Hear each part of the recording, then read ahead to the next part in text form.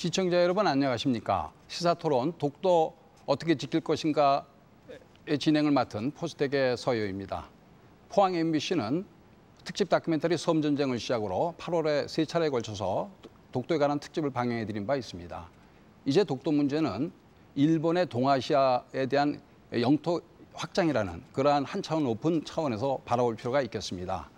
그러한 차원에서 오늘 독도를 우리가 국군이 지키고 국제사회 독도를 널리 알리기 위한 국제법적 관점 또는 역사고증적 관점에서의 대책을 알아보고요. 이 독도를 관할하고 있는 경상북도의 향후 대책과 전망을 알아보도록 하겠습니다. 오늘 이 토론에 나와주신 세 분의 패널을 소개해드리겠습니다. 경상북도의 환경해양산림국의 민병조 국장님 나오셨습니다. 예, 안녕하십니까. 안녕하십니까. 영남대학교 독도연구소 김호동 연구교수님 나오셨습니다. 예, 안녕하세요. 김호동입니다. 네, 감사합니다. 동북아 역사재단 독도연구소 유하영 박사님 나오셨습니다. 예, 유하영입니다. 감사합니다. 먼저 일본의 독도 도발이 한두 해 일은 아닙니다만은 대통령의 독도 방문 이후에 수위가 매우 높아졌고 매우 심각한 상황입니다. 먼저 민 국장님, 근래 독도를 둘러싼 상황에 대해서 어떻게 파악하고 계신가요? 예, 최근에 그 일본 독도 도발에 대한 상황을 정리를 해보면은 아시다시피 역사적인 이명박 대통령의 독도 방문 이후에 일본에서는 여러 가지 전방위적 압박을 가하고 있습니다. 바로 주한 일본 대사를 귀국 조치를 했고 또 노다 총리가 이명박 대통령에게 유감 표명 서한을 또 보냈습니다. 우리 정부에서는 바로 반성 조치를 했고요. 그리고 8월 21일에는 일본 정부가 독도 문제를 국제사법재판소에서 해결하자는 그런 구상서를 우리 측에 전달했습니다. 그리고 경제적, 외교적으로 여러 가지 압박 수단을 강구를 하고 있고 8월 24일에는 노다 총리가 이 대통령의 독도 방문은 불법 상륙이라는 그런 참 허무맹랑한 그런 주장도 했고 또 최근에는 중의원, 참의원에서 항의 결의안을 채택하기도 했습니다. 전체적으로 일본 정치인들이 어떤 독도 문제를 정치적으로 지금 활용하는 가운데 또 극우 세력들이 어떤 활동 공간을 그런 넓혀가고 있는 그런 상황으로 보고 있습니다. 네, 감사합니다. 사실 일본 노다 총리가 단독으로 국제사법재판소에 독도 문제를 제기하겠다고 했는데요. 기본적으로 우리가 동의하지 않는 한 그러한 재판은 이루어질 수가 없겠습니다만은 또 한쪽의 제소로 인해서 재판이 이루어지는 경우도 있다고 합니다. 독도 문제가 국제재판소로 이관될 가능성이 어느 정도 있다고도 보고요. 그런 경우에 재판이 회부됐을 적에 어떠한 결과가 예상되는지 한번 유하영 박사님께 여쭤보겠습니다. 예, 우리 정부에 있어서 기본적인 입장은 독도는 역사적으로, 지리적으로, 국제법적으로 명백한 우리나라의 영토이므로 영유권 분쟁이 존재하지 않는다라는 겁니다. 최근에는 국제사법재판소에 갈 이유도 없고 가지도 않을 것이라는 그런 기본적인 입장을 표명한 바 있습니다. 현행 국제법상 무력 사용은 금지가 되어 있습니다. 따라서 국제법의 원칙인 국제분쟁의 평화적 해결 원칙에 따라서 정치적 분쟁은 정치적 분쟁대로 교섭 방법을 통해야지 되고 사법적인 문제, 법률적인 분쟁 문제에 있어서는 사법적인 해결 방법을 사용해서 해결을 하도록 합니다. 한일 간의 그 특별협정이 체결이 되지 않는 한 단독 제소로 인한 소송 회부된다고 하여도 국제사법재판소에 회부된다고 하여도 독도 문제는 논의될 수 있는 그런 가능성은 없습니다. 다만 국제법상의 응소 관할 등의 이런 미묘한 절차적인 문제는 저희들이 상시 유념하고 있을 때는 아무 문제 없지. 국제사법재판소에 독도가 회부될 가능성은 없다고 그렇게 단언해서 말씀을 드릴 수 있을 것 같습니다. 네, 감사합니다. 김호동 교수님, 일본이 국제재판소 카드를 계속 꺼내는 이유는 뭐라고 보십니까? 예, 국제사회에서 이 독도가 일본 땅이라는 것을 이 홍보를 하면서 이 국제사회에서 분쟁 지역으로 몰고 가는 속셈이죠. 이 한국 경우에서도 이 일부 이제 질문자들이 하는 질문 중에서 왜 일본이 국제사법재판소로 가는데 한국이 응하지 않는가? 그래서 뭔가 캥기는 게 있지 않는가라고 얘기를 하죠. 그런 이 목적을 갖고 일본이 국제사회에서 국제사법재판소로 몰고 가려는 그런 속셈을 갖고 있습니다. 네, 결국은 독도를 국제 분쟁 지역으로 끌고 가겠다 하는 것이 일본의 의도겠는데요. 그 의도에 대해서 다시 한번 생각해 보겠습니다. 우선 민 국장님 어떻게 생각하십니까? 예, 앞에서도 말씀하신 바와 같이 일본의 최종 목표는 국제사법재판소에서의 승소입니다.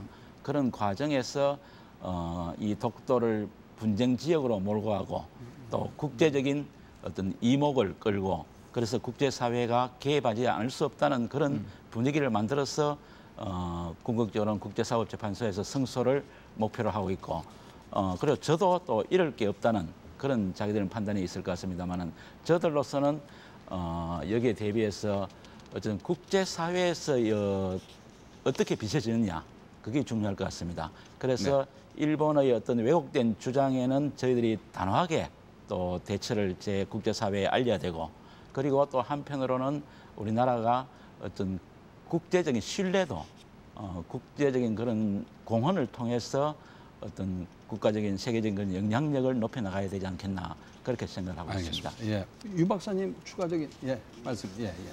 저 역시 일본 정부의 그 국제사법재판소 회부 제안의 단계에 지금 머물고 있습니다만 이 문제에 대해서 이미 정부는 1954년 변형태 초대 외무부 장관의 구상서를 통해서 일제 침략에 있어서의 최초의 희생물이 이 독도이고 이것은 독립을 상징하는 상징물이면서 두 가지 의미를 가지고 있는 이 독도 문제에 대해서 결코 국제사법재판소에 갈 이유도 없다라는 그런 정부의 어느 정권 막론하고 계속 정부 정책은 입장에 돼 있었습니다.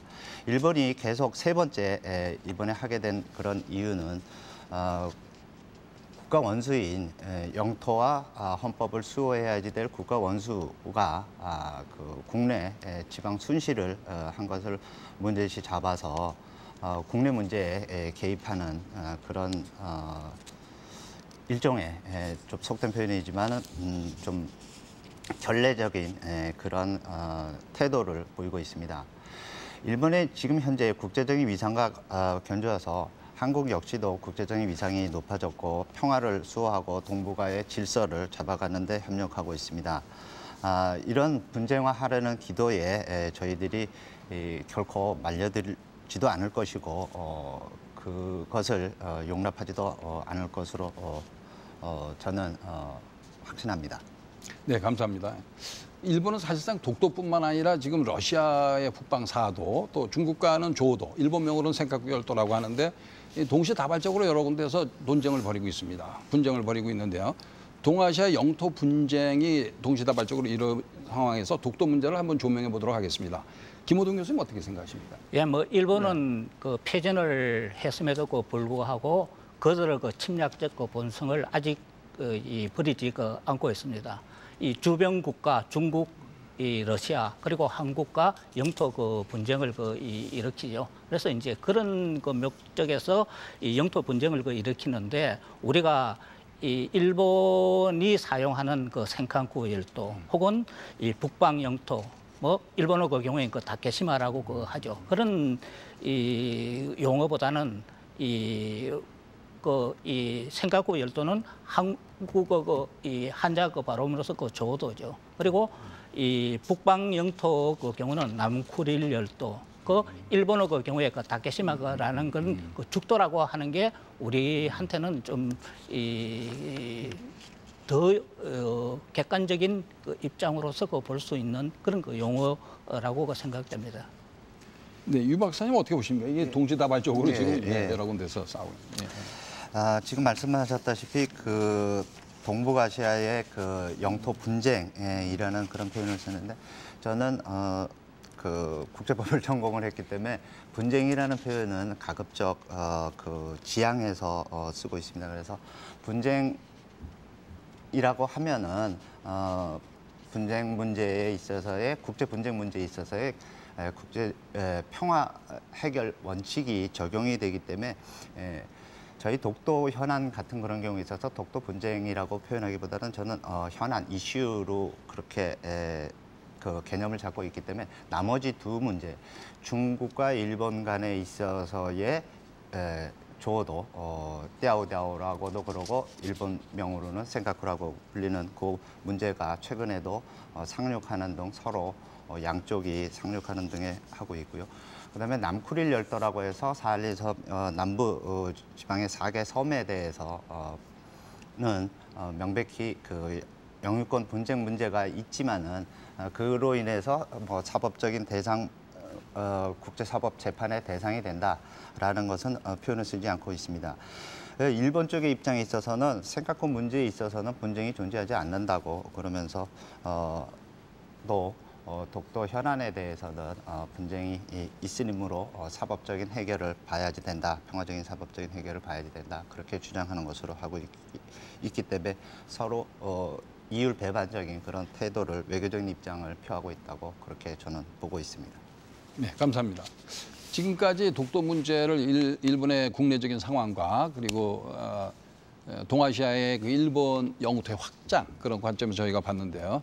이제는 우리의 대응책에 대해서 한번 생각해 보도록 하겠습니다. 자칫 잘못하다가는 독도를 분쟁 지역화하려는 그런 의도에 우리가 말릴 수도 있는데요. 그런 관점에서 한번 민 국장님 어떻게 생각하십니까? 예, 어쨌든 일본의 전략에 참 말려들지 않고 저희들 계획대로 어떤 차근차근하게 이제 준비하는 게 중요하다고 생각합니다. 저들로서는 먼저 그 국민들에게 독도를 올바르게 알리고 또 일본의 주장에 논리적으로 좀 대응할 수 있는 그런 홍보가 먼저 필요하다고 생각합니다. 그리고 우리 여 교수님하고 박사님 나오셨지만은 어떤 연구기관에서 또 학술적으로 사료적인 이런 가치를 계속 그 자료를 축적해 나가는 것이 중요하겠고요.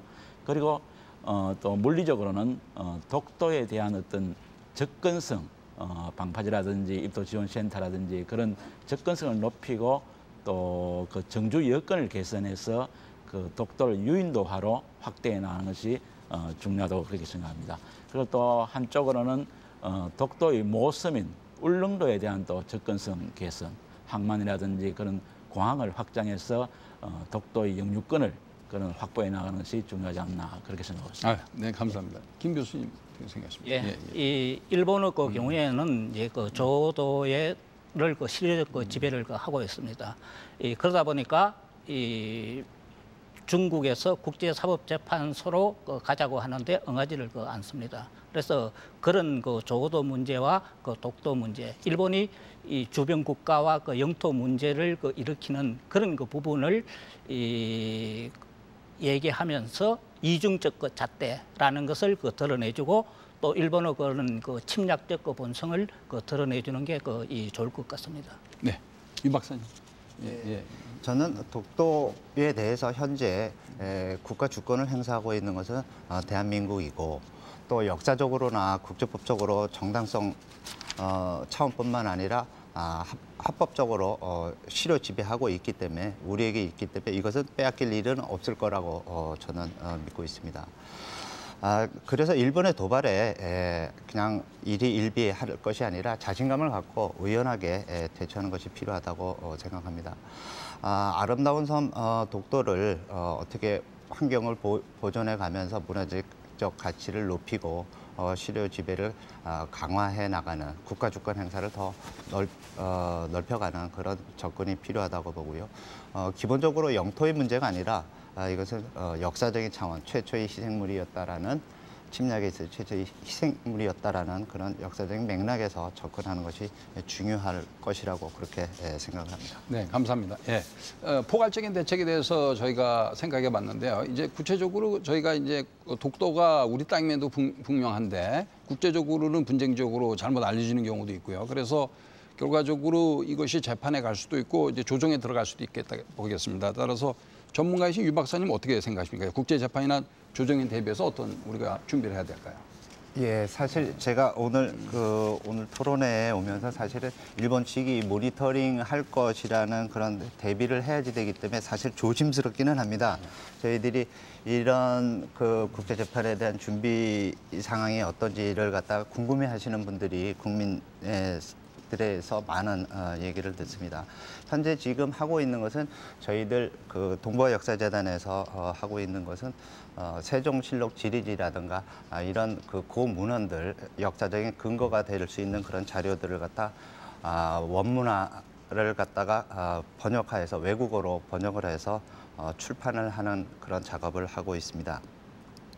또 국제 판례나 선례들, 외국의 선례들을 갖다 다양하게 수집하고 정리를 해서 그것을 체계화하고 장기적인 관점에서 저희들이 대비를 하고 있다라고까지만 말씀드릴 수 있을 것 같습니다.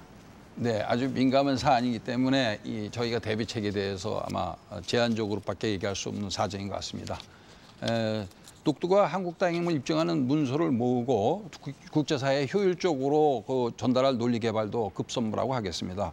우선 독도가 일본 땅이라는 일본 주장의 핵심 근거는 무엇인지 한번 김 교수님께 여쭤보겠습니다. 예, 독도를 일본 땅이라고 하는 그 이유 중에 하나가 이 무주지 선점론 그리고 고유 영토설이 있습니다. 현재 그 일본 외무성 홈페이지나 이 중고등학교 교과서 경우는 이 독도는 일본의 고유 영토이다. 그런데 한국이 불법 점거하고 있다. 그렇게 내세웁니다. 그러면 이에 의해서는 한국 쪽에서는 일본의 고유 영토설을 비판할 이 필요가 있습니다.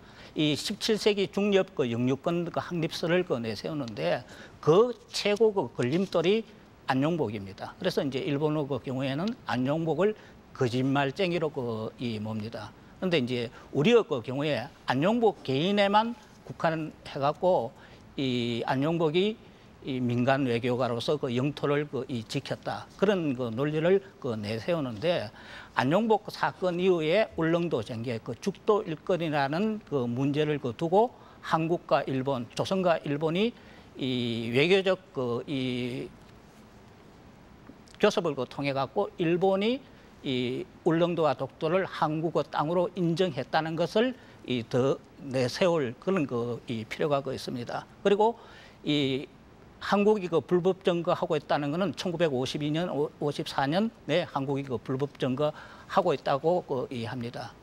그것을 비판하기 위해서는 이 평화선 선포라든지 혹은 독도 영수비대 혹은 독도 경비대의 정확한 그런 이 해석을 통해서 일본의 논리를 비판할 필요가 있습니다. 역사 국제법적 관점에서의 또 우리의 대응 방안 유 박사님 또 추가적으로 좀 말씀해 주시겠습니까? 예, 저희들 논리적으로 체계적으로 대응을 하는 데 있어서 이런 그 주장이 있습니다. 일본 주장의 핵심 논리를 보면은 17세기에 독도라는 것을 인지를 해서 독도를 경영했다라고 조업을 하고 활동을 했다 했지만 안용복 사건에서와 마찬가지로 이라에서와 마찬가지로 결국은 그 막부는 당시에 있어서의 막부는 도해를 하지 못하도록 울릉도 독도를 도해하지 못하도록 그렇게 금지 조치를 내렸습니다.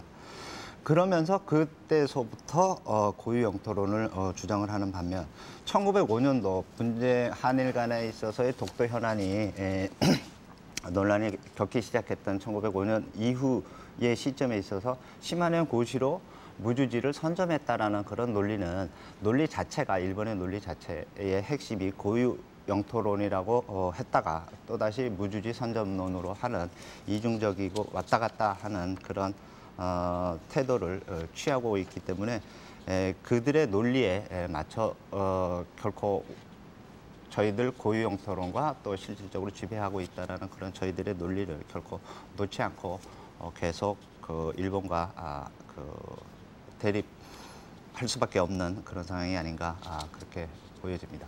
네, 감사합니다.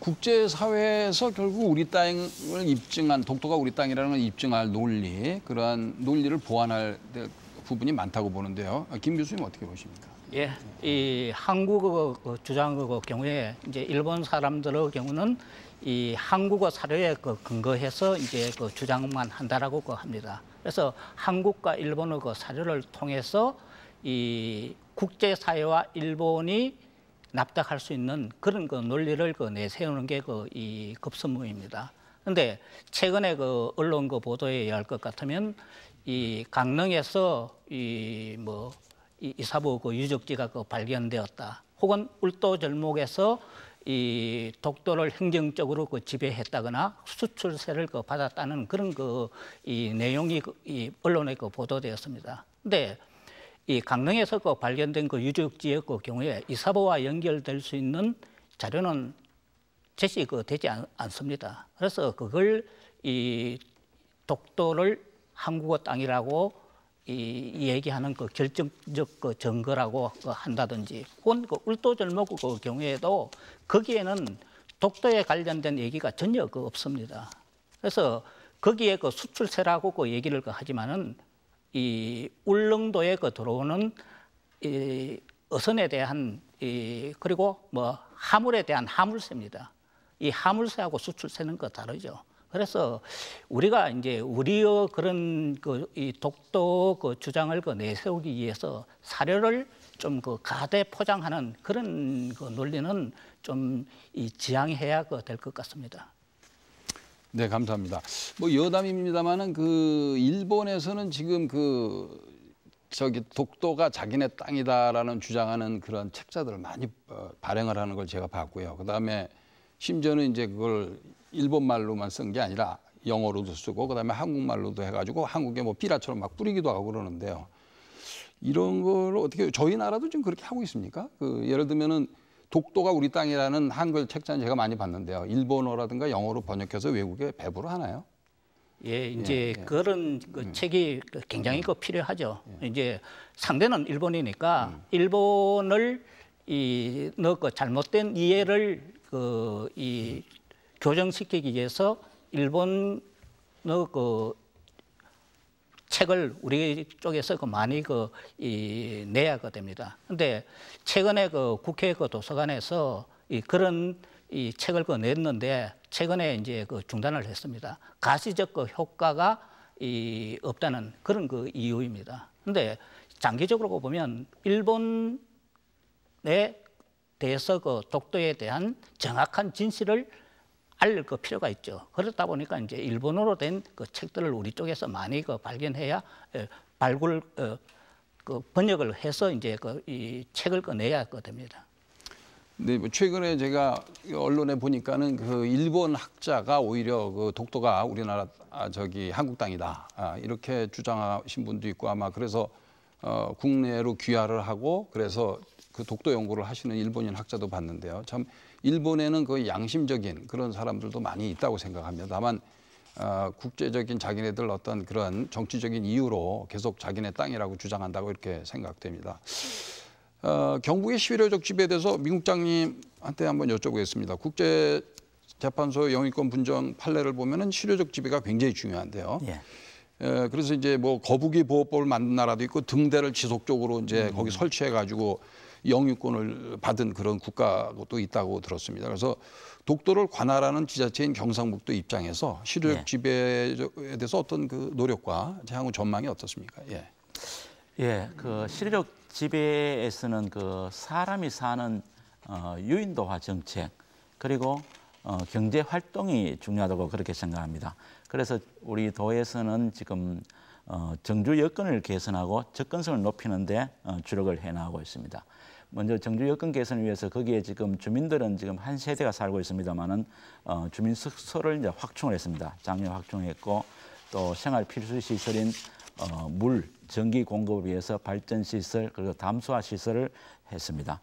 그리고 지금 그 가구에 대해서 우리 지원 조례도 만들어서 지원을 하고 있고 또 이분들이 또 세금도 냅니다. 주민세도 내고 있고 또 그 해녀, 나잠업 또 면허세도 지금 내고 있습니다. 이런 자료를 계속 축적하는 게 중요하다고 생각합니다. 그리고 또 이와 독도와 연계해서 접근성을 높이기 위한 그런 방파제 시설 그리고 입도 지원 센터 이런 게 지금 추진이 되고 있고 또 모서민 울릉도에 대한 접근성을 높이기 위해서 울릉공항 그리고 항만 확충 사업이 진행되고 있습니다. 또 이와 함께 우리 경북도에서는 독도에 대한 어떤 친환경적이고 어떤 문화적인 접근 그걸 위해서 지금 울릉도 독도를 녹색섬 그린 아일랜드로 만들겠다는 지금 구상을 추진하고 있고 또 독도에서 어떤 한복 패션쇼 또 음악회 뮤지컬 그리고 그림 전시회 막 이런 활동을 하면서 독도를 문화 예술 창작의 섬으로 만들어 나가는 그런 정책도 추진하고 있습니다. 네. 지자체는 굉장히 이제 저희가 이제 굉장히 관심을 가지고 열심히 일하고 계시다고 하는데 정부는 정부도 그 정도 지금 노력을 하고 있나요? 지자체하고 경상북도하고 이 조화를 이루어 가지고. 그 정부 차원에서 총리실에 보면은 영토 대책 관리단 회의가 있습니다. 네. 거기에 이제 각 부처에서 참여를 하고 우리 경상북도도 참여를 합니다. 거기서 정부의 정책을 몇 개년 정책을 정해서 체계적으로 추진해 나가고 있습니다. 실효적 지배가 매우 중요하다고 생각이 되고요. 그리고 이제 사실 실효적 지배란 말은 앞으로 정부에서는 오히려 덜 쓰겠다 오히려. 왜냐하면 우리 땅이니까 당연히 우리가 있어야 되는데요. 그런데 이번에 뭐 올림픽에서도 에피소드가 있었습니다만 독도는 우리 땅이라고 그러는데 우리 땅은 우리 땅이라고 그러는데 뭐가 잘못된 거냐 이제 그런 재미있는 또 문제도 있겠습니다. 그리고 문화재청의 그 김 교수님과 유 박사님한테 여쭤보려고 그러는데요. 문화재청의 승인을 받지 않은 경북도와 울릉군의 일부 시설물도 철거됐는데요. 그 일련의 조치에 대해서 어떻게 생각하시는지 그 독도에 관해서 하나의 쟁점을 꺼내봐야 할 것 같은데요. 그런 일련의 조치에 대해서 어떻게 생각하십니까? 우선 김 교수님 어떻게 생각하십니까? 이 독도는 이게 오래된 이 노년기에 속하는 이 섬입니다. 그러다 보니까 이 돌이 무르고 하다 보니까 이제 허물어질 가능성이 많습니다. 그래서 독도를 마냥 개발하는 거는 좀 지양해야 될 것 같습니다. 그래서 뭐 호랑이 상이라든지 혹은 대통령의 그런 갔다 왔다는 그런 표지석이라든지 이런 것들은 선착장에 세우는 게 낫습니다. 그럼 선착장의 경우에는 일반 관광객들의 경우에는 선착장만 내리죠. 그래서 그런 대통령이 갔다 왔다는 얘기든 그런 것들을 보면서 언제 갔다 왔다라는 것도 인식시킬 필요가 있으니까 선착장에 세우면 됩니다. 굳이 이에 호랑이 상을 철거하고 그 자리에 세울 필요는 없다고 생각됩니다. 어떻게 유 박사님? 뭐 저도 총리실의 영토관리대책단 회의에 회의 결과를 듣고 합니다.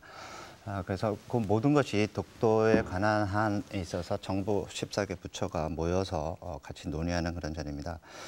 이번 건의 경우에 있어서 문화재청과 경상북도 또 울릉군까지 개입이 됐기 때문에 사실 정부 내지는 공공기관의 입장에 있어서는 이거에 대해서 어떻다라고 말씀을 드리기는 그렇고요. 다만 국제법적으로 볼 때 처벌을 한다거나 단속을 하는 이런 모든 것들이 법령을 시행하기 위한 그런 행정 조치이기 때문에 그건 역시도 불법을 단속한다라는 차원에서 보면 국가 주권의 행사로 볼 수 있지 않을까 그렇게 생각을 합니다. 모든 것이 실효적 지배라는 것을 어감을 달리 표현을 한다고 그러면 관할권을 행사한다, 법을 집행한다라고 보시면은 틀림이 없을 것 같습니다. 네, 감사합니다. 민국장님, 지난 13일 청와대에서 말이죠. 독도에 대한 실효적 지배 추가 조치를 잠정 보류하겠다. 이런 발표를 했고, 그래서 독도 방파제와 해양과학기지 건설을 추진하지 않겠다. 이런 얘기를 했습니다. 그래서 그동안 82억이 투입이 된 사업인데요. 앞으로 어떻게 되는 건가요? 공식적으로 정부에서 발표한 건 없다고 생각합니다. 지금 현재 독도 방파제는 실시 설계 중에 있습니다만은 올해 완료가 되고 내년부터 이제 착공이 시작됩니다. 그리고 독도 종합 해양과학기지는 지금 조립 중입니다. 여수 쪽에서 조립을 하고 있는데 한 50% 공정률을 보이고 있습니다. 조립이 되면은 내년에 독도로 이전해서 이제 설치할 그런 계획으로 있습니다. 기본적으로 어떤 독도에 대한 친환경적인 보조는 필요하다고 생각합니다. 하지만 독도 영유권 강화를 위한 이런 접근성을 높이는 중요한 사업인 독도 종합해양과학기지, 독도 방파제는 아까 말씀드린 정부 영토대책단 회의에서 결정이 돼서 추진해오고 있는 것입니다. 그렇기 때문에 앞으로 예산 정부 심사, 국회 심사 과정에서 지속적으로 추진될 것으로 그렇게 생각을 하고 있습니다. 네, 잠깐 그 이명박 대통령 그 독도 방문의 여담 또를 좀 잠깐 나눠보겠습니다. 그 지금 우리나라 대통령으로는 처음으로 또 독도를 대통령이 방문하셨는데 그래서 굉장히 지금 뭐 국내외적으로 굉장히 이제 화제를 일으켰고 일본의 큰 반발을 지금 불러일으키고 있는데요. 한 분 한 분씩 좀 여쭤보겠습니다. 우선 뭐 유 박사님부터 시작할까요? 그 어떻게 생각하십니까? 그거 잘한 건가요? 어떻게? 이 문제를 가지고 국가원수가 독도를 방문한 것을 두고 뭐 잘했다 못했다 그것이 현안일 것 같지는 않고요. 당장 그 슬기롭게 어떻게 일본의 그 반발에 대해서 어떻게 그들을 무마시키고 또 우리의 계속된 주장을 관철시킬 것이냐 하는 그런 문제가 남아 있을 것 같습니다. 뭐 당연히 국내 영토이기 때문에 그것에 대해서 국내 문제를 가지고 일본이 하는 것 자체가 어느 도단일 것 같습니다. 그러나 다만 그 이명박 대통령이 결정하게 된 그런 궁극적인 계기는 국민 다수의 그 바람이 여러 번 있어 왔습니다. 그래서 역대 정권에서도 그 대통령이 꼭 한번 가줬으면 하는 그런 우리 땅에 가서 좀 위신을 세워줬으면. 물론 두 번째 그 국민의 바람은 뭐 군대 파견이라든가 경비대를 군대로 대체한다든가 이것까지 있었었습니다만은 지금 그거는 이루어졌다라고 그렇게 판단이 됩니다. 예, 김 교수님 어떻게 생각하세요? 대통령 방문에 대해서? 뭐 저는 그 평상시에 이 대통령이 그 독도에 그 가야 된다라고 얘기를 했습니다. 그런 면에서는 이 이명박 대통령님께서 이제 독도에 갔다는 거는 이 바람직한 일이라고 생각합니다. 근데 이제 갈 적에 특별한 하나의 기회를 택해서 즉시 가야 되는 거죠. 근데 이제 8월 10일이라는 그런 시점은 그것과는 좀 상관없는 길이 아닌가 싶습니다. 2008년 7월 14일 날 일본 문부과학성에서 이 학습 지도 이런 해설서에 독도 문제를 담겠다라고 발표를 했죠. 그때 이제 그렇게 갔었으면 더 좋았을 거. 그래서 어떤 면에서 일본의 이 도발에 대응해 갖고 이제 이 대통령이 갔다고 할 것 같으면 일본의 그런 도발을 막는데 좀 영향을 끼쳤을 거라고 생각을 합니다. 네, 국장님 어떻게 생각하십니까? 예. 예, 저들 도 입장에서는 경상북도 울릉 독도를 직접 관할하고 있는 도로서 이전부터 계속 대통령의 독도 방문 필요성에 대해서 주장해왔고 또 요청을 해왔습니다. 그게 이제 이번에 이명박 대통령 이제 독도 방문으로 이루어졌다고 보고요. 여기에 대해서 일본 정부나 그쪽 단체에서 많이 반발을 하고 있습니다만은 우리 국토를 대통령이 가는 것은 당연한 일이고, 그리고 일본이 지금 반발하는 것은 이래 시기적으로 보면은 일본은 어떤 뭐 외교청수라든지 방위백수라든지 교과서 왜곡이라든지 계속 이 정부 차원에서도 좀 조직적이고 체계적으로 강도를 높여왔습니다. 그렇기 때문에 대통령 독도 방문이 없었더라도 또 일본은 계속해서 어떤 독도에 대한 어떤 침탈 야욕은 계속 강화해 왔으리라고 그렇게 생각을 합니다. 한 가지 추가적으로 지금 경상북도가 일본의 지자체하고 많이 연결돼 있지 않습니까? 자매 결혼도 돼 있고 그런데 이번 일로 인해서 어떤 파급 효과가 어떤 것들이 있나요? 좀 더 예를 들면 사이가 좀 서먹서먹해졌다든가 또는 왔다 갔다 하는 왕래가 줄었다든가 뭐 어떤 영향이 있습니까? 최근 사태에 대해서? 일본 우리 지자체와는 시마네 현과 자매 결연이 있었습니다. 하지만 2005년도에 시마네 현이 다케시마의 날 조례를 제정하면서 바로 관계를 절연을 했습니다.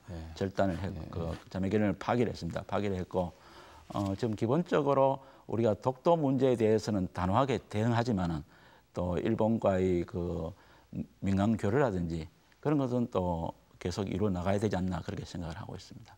네. 하여튼 제 생각에는 일본은 이제 멀고도 가까운 나라다 그러는데 이번 사태가 또 민간 레벨에서 서로 간에 뭐 그 관계가 소목소목해지고 이렇게 발전되지 않았으면 좋겠습니다. 그래서 예. 지금 다른 제가 저기 우리 김 교수님하고 유 박사님한테 여쭤보고 싶은 것은 지금 이제 일본이 중국하고도 지금 조 문제로 분쟁을 벌이고 있는데 지금 전체적인 관점은 중국에 대해서는 좀 저자세다. 그리고 한국에 대해서는 고자세다. 이제 결국은 상황이 같지 않습니까? 이거는 우리가 독도를 하고 자기네 땅이라고 그러고 이게 자기네가 조도인데 중국은 자기네 땅이라고 그러고 이제 상황이 비슷한데 그게 대해서 어떻게 생각하십니까? 우선 뭐 저기 유 박사님도 좀 말씀해 주시겠습니까? 그 그러니까 상황에 대해서. 일본이 대응하는 중국에 대해서는 저자세고 한국에 대해서는 고자세인데 그 상황이 뭐 속된 표현이 될지 모르겠습니다만은 한국에 대해서 식민 지배했던 그런 역사, 식민 지배국으로서 그 식민 지배를 당했던 한국에 대해서 만만하게 보고 있어서 그렇지 않나 그렇게 한마디로 압축해서 말씀을 드릴 수 있을 것 같습니다. 뭐 중국에 대해서는 인구도 많고 하고 아까 김 교수님 얘기하신 것 중에서 그 중국 정부가 국제사법재판소에 가져가자라는 그 공식적인 그런 제안은 아직 없었고 대만이 얼마 전에 그 일본과 마찬가지로 국제사법재판소에 가서 해결을 하자 그렇습니다. 근데 대만의 지위가 지금 중국과 같이 하게 있기 때문에 대만 기도 지난번 조도 상륙할 때 보면은 국기가 대만 국기도 있고 홍콩 국기도 있고 중국 국기가 있는 것을 볼 수 있었습니다. 그렇듯 우리가 중국과 일본 간에 있어서의 영토 분쟁 문제 조도를 두고 뭐 유구 왕국까지도 중국이 지배했다라는 그런 그 학설도 나오고 또 한국이 지배했다는 학설도 나오고 있습니다만은 이런 영토 문제는 중립적인 자세가 좀 중요할 것 같습니다. 그래서 제3국의 그 어느 입장을 지지해 주느냐에 따라서 자국의 이익이 좌우될 수 있기 때문에 영토 문제에 관한 한 제3국의 영토 문제에 관한 한 중립적이고 당사자 해결의 원칙을 부여하는 것이 중요하다고 그렇게 보여집니다. 네, 김 교수님 어떻게 보십니까? 예, 뭐 이 일본의 그 경우에 이제 이 독도 문제에 대해서 굉장히 이제 이 적극적으로 나서죠. 그거는 한국의 경우는 이 독도를 실효적으로 지배하고 있기 때문에 거기에 상응해서 소극적 태도로 이 그간 일관을 했습니다.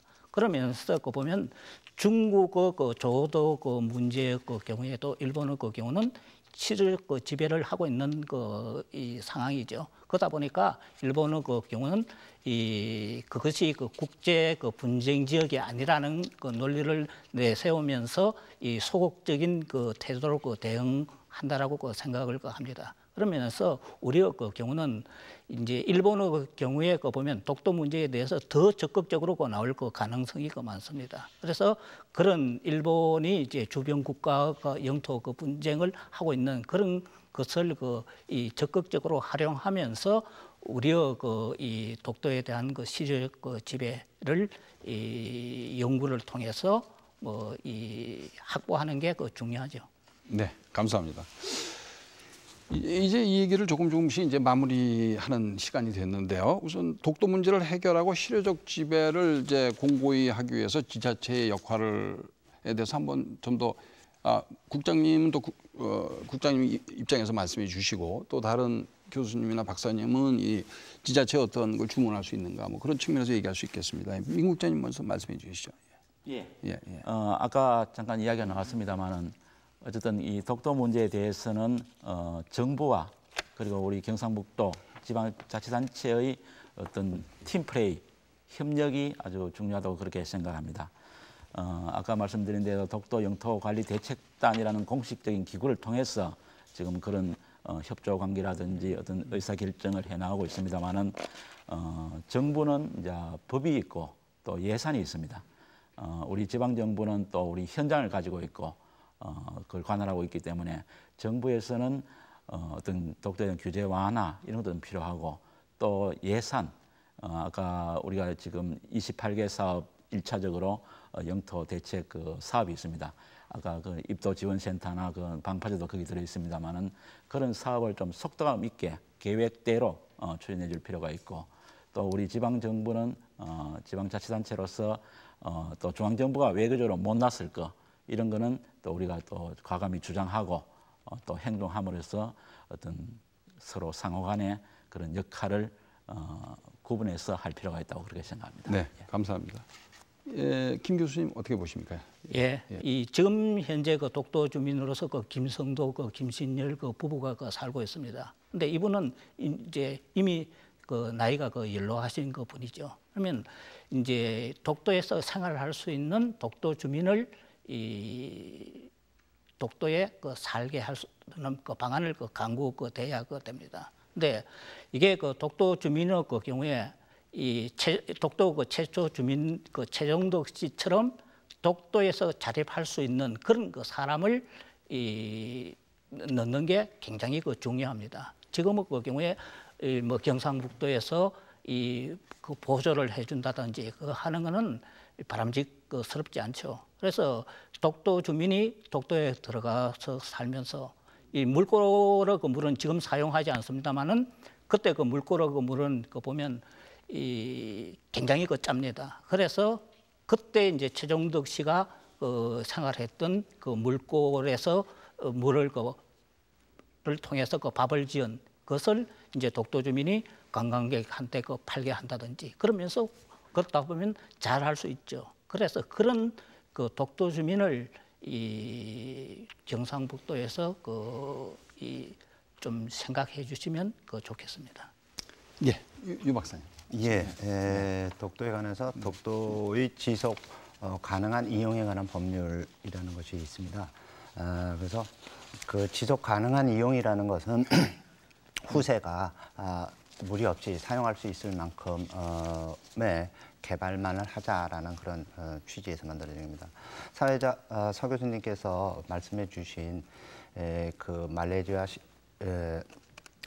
인도네시아 간에 있어서의 리기탄 시파단 섬 사건의 경우에 있어서도 ICJ는 그 거부가를 갖다 보존하기 위한 행정 명령을 발한 말레이시아의 편을 들어줘서 승소 판결을 내렸는데요. 환경을 보호하는 건 굉장히 중요하다라고 그렇게 생각합니다. 독도연구소가 설립된 지 4년이 지나고 있는 그런 시점입니다. 저희들이 4년 전에 독도를 가서 현장을 답사하고 조사했을 때와 지금의 환경은 굉장히 많이 달라져 가고 있고 너무나 많은 관광객들이 독도를 수호하자라는 그런 열이 또 그런 것의 그 표출로서 독도를 많이 방문을 해주는데요. 조금 전에 말씀드린 리기탄 시파단 섬에 있어서의 그 시파단 섬에 가려고 그러면 하루에 120명으로 제한이 되어 있습니다. 세계 각국에서 스쿠버 다이버들이 모여드는데 1일 120명이고 포인트도 딱 정해져 있어가지고 순환해서 하는데 그럼에도 불구하고 거기에 그 산호초가 훼손이 돼가는 것은 어쩔 수가 없고 또 관광객들을 유치하기 위해서는 해야지 되는데 될 수 있으면 울릉도와 독도를 포함해서 환경이 파괴되지 않는 그런 방안을 강구하는 것이 지방자치단체로서 좀 앞장서 주시기를 하고 그다음에 단속하는 그런 문제들이 있습니다. 뭐 쓰레기 그런 문제도 김 교수님께서 잠깐 언급을 해주셨습니다만은 좀 법 집행을 엄정하고 공정하게 정확하게 해주셔야지만이 훼손을 막을 수 있지 않을까 그렇게 생각을 합니다. 예, 감사합니다. 이제 오랜 토론을 마무리할 시간이 된 것 같습니다. 독도를 잘 지키는 법, 그것에 대해서 각자 짧게 한마디씩 듣겠습니다. 우리 민 국장님부터 시작할까요? 예, 독도에 대한 영토 주권을 수호하는 것은 국가의 최고의 책무이고 또 최고의 가치라고 그렇게 생각합니다. 이 영토 주권은 포기할 수도 없고 양보할 수도 없습니다. 우리는 또 아픈 과거의 역사를 가지고 있기 때문에 그걸 반복되지 않도록 하기 위해서는 온 국민이 지금과 같이 어떤 독도에 대한 그런 사랑, 열기, 그게 중요하고 또 논리적으로 또 치밀하게 준비해서 대응할 수 있는 그런 능력을 가지는 게 중요하다고 생각합니다. 그리고 또 한 가지는 우리 국력이 많이 향상되고 있습니다만은 외교력, 경제력, 또 국제 사회에서의 어떤 신뢰도, 영향력을 높여서 국제 사회에 우리 대한민국의 주장, 대한민국의 어떤 신뢰가 먹혀들 수 있도록, 그래서 독도에 대한 어떤 우리 대한민국의 편을 많이 만들 수 있도록 저희들 새마을 세계화 사업 중에 이런 젊은 이들이 아프리카, 동남아에 가서 봉사하는 활동이 많습니다. 그런 활동을 통해서 제3세계의 어떤 지지를 받아내는 것, 그것도 중요하지 않나 그렇게 생각합니다. 저는 그 환경적인 문제도 말씀을 많이 하셨습니다만은 앞으로 우리 정부 또 우리 학계, 교수 또 그 사회단체와 함께 독도를 친환경적으로 지속 가능한 그런 보존, 활용이 될 수 있도록 도에서도 최선을 다해 나가겠습니다. 네. 김 교수님, 마무리 한 말씀. 저는 뭐 이 연구 분야에 국한시켜서 그 말씀을 드리도록 하겠습니다. 국제사법재판소에 만일의 가기를 대비해서 이 독도 연구는 한국과 일본 사료를 통해서 이 국제사법재판소 재판관 그리고 일본인이 납득할 수 있는 객관적인 연구가 필요합니다. 우리의 사료를 좀 펑튀긴다든지 그런 것들은 지양하고 이 국제사회에서 인정할 수 있는 그런 논리를 내세워야 됩니다. 그리고 그 연구 결과를 일본과 국제사회에 많이 알려야 됩니다. 그래서 일본어, 영어 등으로 번역을 많이 해서 알리는 게 급선무라고 생각을 합니다. 네, 유 박사님. 이명박 대통령의 그 독도 방문 이후 한일 관계가 급격히 냉각되고 지금은 서로 배척하는 그런 단계까지 이른 것 같습니다. 그래서 그 전쟁 중에서도 서로 통상적인 인도적인 산품에 한해서는 통상적인 교역을 허용하는 것이 일반적인 그런 국제사회의 원칙입니다. 그럼에도 불구하고 그 경제적인 제재 조치를 취하겠다. 근거 없이 그 독도 방문에 대해서 일국의 국내 문제에 대해서 그로 인한 경제 제재 조치를 취하겠다. 또 내지는 한류의 확산을 더 이상 허용치 않겠다 하는 것은 이것은 비교 평가해 볼 때도 러시아의 메드베데프 대통령이 남쿠릴 열도를 방문했을 때 아무 소리 않던 일본 정부가 한국의 대통령이 독도를 방문하니까 경제제재 조치, 한류를 막고 문화적인 것까지 연관시켜서 하려고 그러는 것은 좀 국제사회의 구성원으로서 동북아의 일원인 국가로서 이웃 국가로서 좀 합당하지 않지 않나 그렇게 생각을 합니다. 그래서 앞으로의 그 대응은 일본에 하는 것에 따라서 저희들은 국가 영토를 수호해야지 될 책무가 있는 것이기 때문에 그들의 대응에 대해서 또 도발에 대해서 궁극적으로 과거사 청산 문제까지 모든 문제를 한일 관계 전반의 모든 문제를 현안들을 일거에 해결할 수 있는 그런 방안을 찾기 위해서 그 국민과 함께 또 정부 부처들과 함께 또 지방자치와 함께 지방자치단체와 함께 모두 지혜를 모으고 총의를 모아야 되지 않을까 그렇게 생각을 하면서 제 마지막 발언에 대신합니다. 네, 감사합니다. 시청자 여러분 어떻게 보셨습니까? 여러분들은 독도를 얼마나 사랑하십니까? 오늘 토론을 통해서 독도에 대해서 많이 몰랐던 부분들을 많이 알게 되었습니다. 우리가 일본이 독도의 영유권을 주장할 때마다 분노와 그 여러 가지 그 국민 감정이 들끓지만은 그러나 평소에 우리는 독도를 더 사랑하고 독도를 아껴야겠습니다. 시간을 내서 독도도 한번 돌아봤으면 좋겠습니다. 오늘 시사토론 독도 어떻게 지킬 것인가 시사토론을 전부 마치도록 하겠습니다. 오늘 토론에 참가해 주신 패널리스트 여러분들 감사드리고요. 또 끝까지 지켜봐 주신 MBC TV 시청자 여러분 감사드립니다. 감사합니다.